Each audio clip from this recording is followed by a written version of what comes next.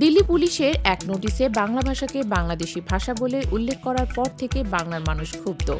হিন্দি বলার অনুরোধে ক্ষুব্ধ কাজল, সরাসরি না বললেন হিন্দিতে কথা বলতে। জন্মসূত্রে বাঙালি এই বলিউড অভিনেত্রীর এমন প্রতিক্রিয়া ঘিরে শুরু হয়েছে বিতর্ক। ভাইরাল ভিডিওতে উঠছে প্রশ্ন, যে ভাষা তাকে তারকা করেছে তাকে কি অস্বীকার করছেন তিনি? ভাষার মর্যাদা নাকি রাজনৈতিক অবস্থান? উত্তরের অপেক্ষায় গোটা দেশ।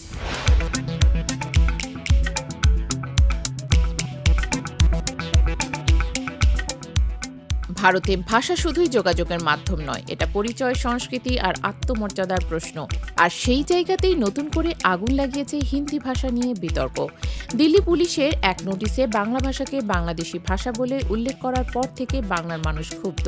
এর মধ্যেই আলোচনার কেন্দ্রে চলে এসেছেন অভিনেত্রী কাজল। জন্মসূত্রে বাঙালি এই বলিউড তারকার সাম্প্রতিক একটি আচরণ ঘিরে উঠেছে তুমুল বিতর্ক।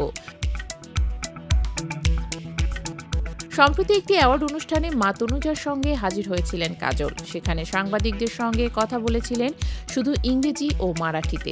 এক সাংবাদিক তাকে অনুরোধ করেন যেন তার বক্তব্য হিন্দিতে বলেন, আর সেখানেই ঘটে যায় ঘটনাটি। রীতিমতো বিরক্ত হয়ে কাজল বলেন, এখন আমাকে হিন্দিতে কথা বলতে হবে, যারা বোঝার তারা এমনিতেই বুঝে নেবেন। এই মুহূর্তে ভিডিও ক্যামেরাবন্দী হয় এবং দ্রুত ছড়িয়ে পড়ে সোশ্যাল মিডিয়ায়। তারপর থেকে শুরু হয়েছে নানা প্রতিক্রিয়া। কেউ বলছেন, হিন্দি ভাষায় আপনি তারকা হয়েছেন, এখন সেটাকেই অস্বীকার করছেন, অকৃতজ্ঞ। আবার কেউ কটাক্ষ করে লিখেছেন, হিন্দি বলতে লজ্জা, তাহলে বলিউড ছেড়ে দিন।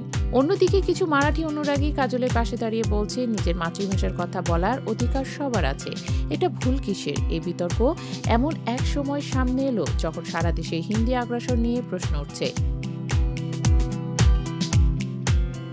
দক্ষিণের রাজ্যগুলো, মহারাষ্ট্র এবং পশ্চিমবঙ্গ, সব জায়গায় মানুষ নিজের ভাষার মর্যাদা রক্ষার সোচ্চার হচ্ছেন। বহু পরিযায়ী শ্রমিকও বাংলাদেশি বলে কটাক্ষ করা হচ্ছে, কারণ তারা বাংলা ভাষায় কথা বলেন।